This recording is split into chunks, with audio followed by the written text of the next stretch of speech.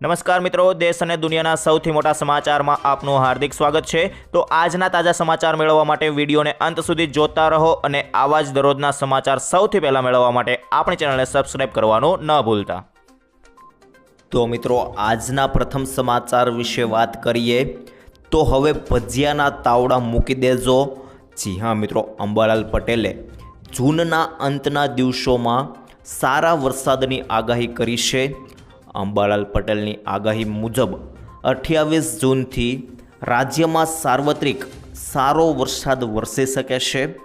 28 જૂન બાદ દક્ષિણ ગુજરાત, સૌરાષ્ટ્ર અને કચ્છમાં ભારે વરસાદની શક્યતા વ્યક્ત કરી છે, તો પૂર્વ ગુજરાત અને ઉત્તર ગુજરાત અને મધ્ય ગુજરાતમાં પણ જુલાઈના પહેલા સપ્તાહમાં સારો વરસાદ વરસી શકે છે। 16 જુલાઈ બાદ વરસાદનો વધુ એક રાઉન્ડ આવવાની શક્યતા આગાહીકાર અંબાલાલ પટેલે કરી છે। આ સમયે સારા વરસાદના કારણે નર્મદાના જળસ્તરમાં પણ વધારાની શક્યતા છે।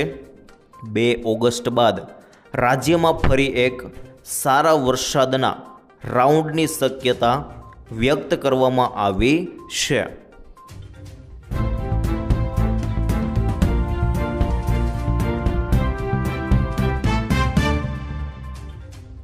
ત્યારબાદ આગળ જોઈએ તો હવે ઘરે બેઠા જાણો ગામનો હિસાબ। જી હા મિત્રો, ઘણીવાર આપણને પ્રશ્ન થાય છે કે સરકાર ગામના વિકાસ માટે લાખો રૂપિયા ફાળવે છે, છતાં રસ્તાઓ કેમ જર્જરિત છે અથવા પીવાના પાણીની સમસ્યા કેમ ઉકેલાતી નથી? તો મિત્રો, ગામના વિકાસના પૈસા ક્યાં વપરાય છે તેની અજાણતા જ ભ્રષ્ટાચારને પોષે છે। પરંતુ યાદ રાખજો, લોકશાહીમાં જાગૃત નાગરિક જ સૌથી મોટું નિયંત્રક છે। ગુજરાતના પંચાયતી રાજમાં આવેલી ડિજિટલ ક્રાંતિએ હવે સામાન્ય નાગરિકના હાથમાં સત્તાનું રિમોટ કંટ્રોલ આપ્યું છે। જી હા મિત્રો, ઈ ગ્રામ સ્વરાજ નામની તમારા મોબાઈલમાં પંચાયતનું સર્વૈયું તમારા ગામની પંચાયત પાસે કેટલી ગ્રાન્ટ આવી અને તે ક્યાં ખર્ચાય તે જાણવા માટે હવે કોઈને આજીજી કરવાની જરૂર નથી। ઈ ગ્રામ સ્વરાજ પોર્ટલ એટલે કે મિત્રો eGram.gov.in નામની વેબસાઇટ પર જઈને તમે ગામની આર્થિક પ્રક્રિયાને સંપૂર્ણ પારદર્શક રીતે જોઈ શકો છો। અને આ પોર્ટલ પર વાઉચર્સ બુક્ડ અને વાઉચર્સ ફ્રોઝન વિભાગ અત્યંત મહત્ત્વના છે।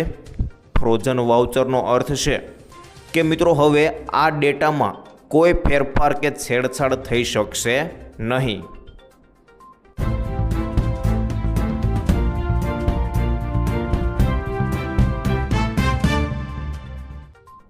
ત્યારબાદ આગળ જાણીએ તો મારે તમારું બિલ ઝીરો કરવું છે મોદી।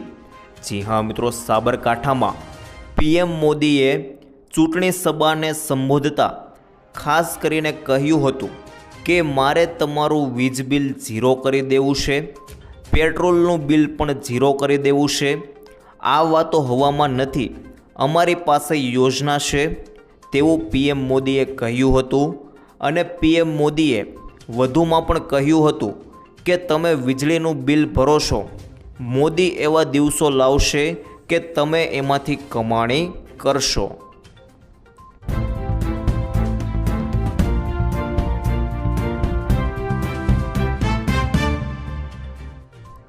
ત્યારબાદ આગળ જાણીએ તો મંદીથી કંટાળેલ લોકો માટે રાહત। જી હા મિત્રો, ઇઝરાયલ અને હિઝબુલ્લાહના લડાકુઓ વચ્ચે ચાલી રહેલા ભીષણ જંગને શાંત કરવા માટે અમેરિકાની મધ્યસ્થતામાં ઘણા દિવસોથી ચાલી રહેલી વાટાઘાટો આખરે સફળ રહી છે। શુક્રવારે વોશિંગ્ટન સ્થિત વિદેશ મંત્રાલયમાં ઇઝરાયલ અને લેબોનને એક ઐતિહાસિક શાંતિ કરારની રૂપરેખા ફ્રેમવર્ક એગ્રીમેન્ટ પર હસ્તાક્ષર કર્યા છે। આ સમજૂતીએ બંને દેશો વચ્ચે કાયમી શાંતિ સ્થાપવા તરફનું પ્રથમ અને અત્યંત મહત્ત્વપૂર્ણ પગલું ગણવામાં આવી રહ્યું છે। અમેરિકાની હાજરીમાં યોજાયેલા આ કાર્યક્રમમાં અમેરિકામાં લેબોનેનના રાજદૂત નાડા હમાદેહ મોવાદ અને ઇઝરાયલના રાજદૂત યેચિરલ લાઇટર દ્વારા આ ત્રિપક્ષીય દસ્તાવેજ પર સહીઓ કરવામાં આવી હતી.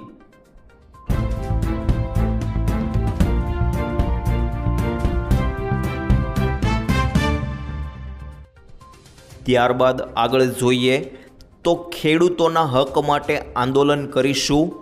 જી હા મિત્રો, ઈસુદાન ગઢવીએ ખેડૂતોને સંબોધતા કહ્યું કે તેઓ પોતાની જમીન અને હકો માટે એકજૂટ થઈને લડી રહ્યા છે અને આમ આદમી પાર્ટી તેમની સાથે ખભે ખભા મિલાવીને ઊભી રહેશે. તેમણે સરકારને અપીલ કરી કે ખેડૂતોની સંમતિ વિના તેમની જમીન પર કોઈ કામગીરી ન કરવામાં આવે અને ડ્રેનેજ લાઇન કેનાલની બાજુમાંથી જ પસાર કરવામાં આવે.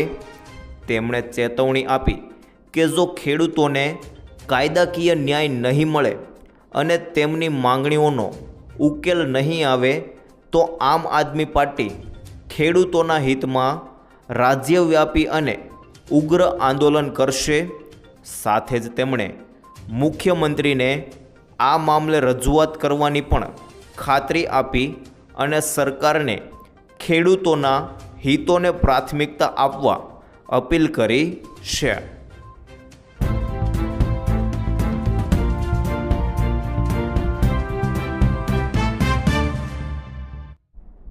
ત્યારબાદ આગળ જોઈએ તો રેશન કાર્ડમાં થયા મોટા બદલાવો. જી હા મિત્રો, દેશમાં રાશન સિસ્ટમને સરળ બનાવવા માટે સરકાર સતત ડિજિટલ સુવિધાઓ પર કામ કરી રહી છે.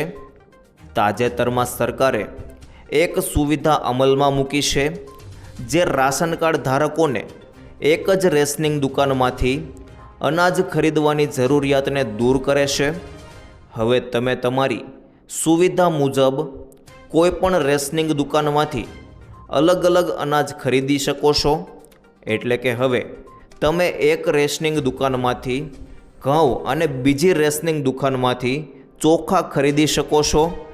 આ ફેરફારનું સૌથી મહત્ત્વનું પાસું એ છે કે તમારે હવે રાશન મેળવવા માટે લાંબી લાઈનોમાં ઊભા રહેવું, મશીન દ્વારા તમારી અંગૂઠાની છાપ સ્વીકારવામાં ન આવવાને કારણે તમારું સંપૂર્ણ રાશન ન મળવું અથવા દુકાનમાં અનાજની અછતને કારણે તમારું સંપૂર્ણ રેશન ન મળવું જેવી સમસ્યાઓનો સામનો કરવો પડશે નહીં. હવે તમારી જરૂરિયાતોને આધારે તમે એક દુકાનમાંથી ઘઉં અને બીજી દુકાનમાંથી ચોખા ખરીદી શકો છો. આ માહિતી કેન્દ્રીય રાજ્યમંત્રી BL વર્માએ આપી હતી.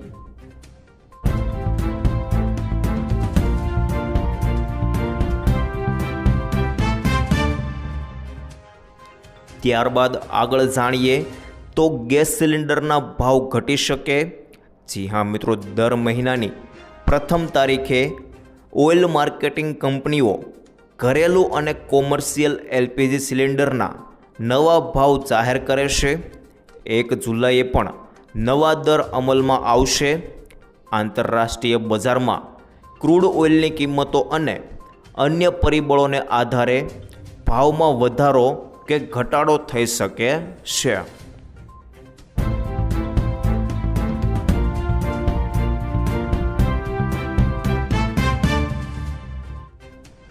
ત્યારબાદ આગળ જોઈએ તો ગુજરાત ઉપર ઘેરાયું મોટું સંકટ.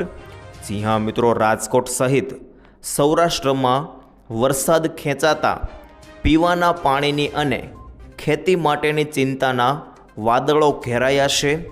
ભીમ 11સે મોટાભાગના ખેડૂતો વાવણી કરી નાખતા હોય છે, પરંતુ દૂર દૂર સુધી મેઘરાજાની ધમાકેદાર એન્ટ્રીના હજુ સુધી કોઈ અણસાર ન દેખાતા ધરતીપુત્રો ચિંતામાં ગરકાવ થઈ ગયા છે. તો બીજી બાજુ તરસ छिपावता પીવાના પાણીના જળાશયો પણ તળિયા ઝાટકના આરે આવી ગયા છે. સિંચાઈ વર્તુળ હેઠળના સૌરાષ્ટ્રના 5 જિલ્લામાંથી મળતી સત્તાવાર અહેવાલ મુજબ સૌરાષ્ટ્રના 83 જળાશયોમાં માત્ર 17.14% જ પાણી રહ્યું છે. આ વર્ષે નબળા ચોમાસાના હવામાન ખાતાના અનુમાન વચ્ચે હજી સંતોષકારક વરસાદ થયો ન હોય. સૌરાષ્ટ્રના રાજકોટ, મોરબી, જામનગર, દ્વારકા અને સુરેન્દ્રનગર એમ 5 જિલ્લાના 83 જળાશયોની સ્થિતિ ગંભીર બની છે. 36 જળાશયોમાં કાંકરા ઉડી રહ્યા છે અને 27 જળાશયો ડૂકી જવાની તૈયારીમાં હોય તેમ 10 ફૂટ પણ પાણી નથી.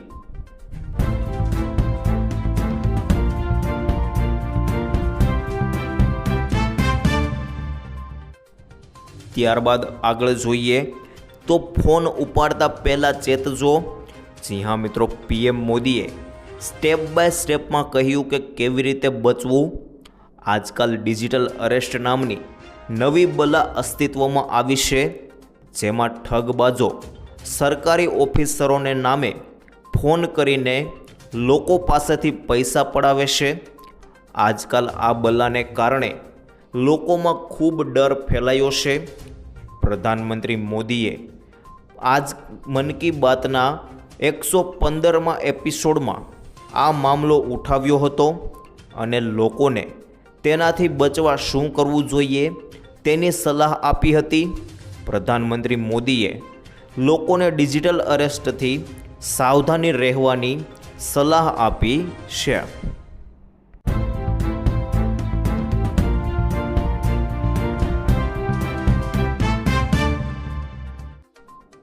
ત્યારબાદ આગળ જાણીએ તો ખેડૂતોને 25,000 સુધીની સહાય.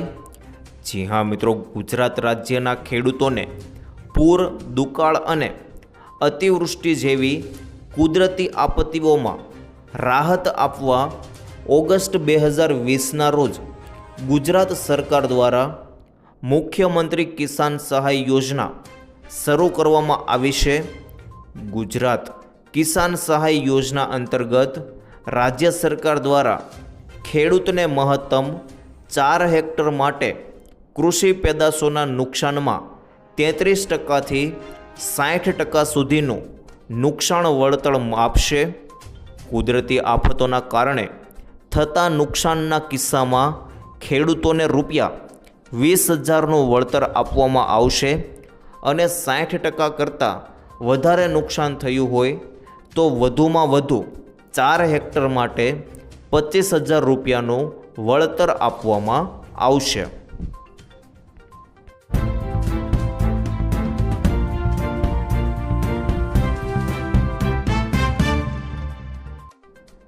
ત્યારબાદ આગળ જોઈએ તો ખેડૂતો માટે ખુશખબર, ₹72,000 ભેટ.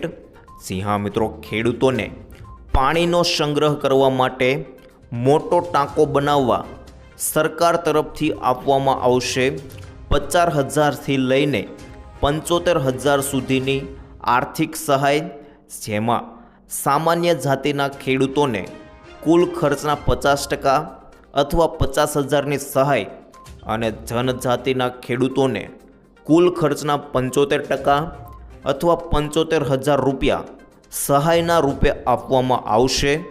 જ્યારે આ યોજના માટેના ફોર્મ ખેતીવાડીની વેબસાઇટ આઈ ખેડૂત પોર્ટલ ઉપર ભરાવાના શરૂ થઈ ગયા છે.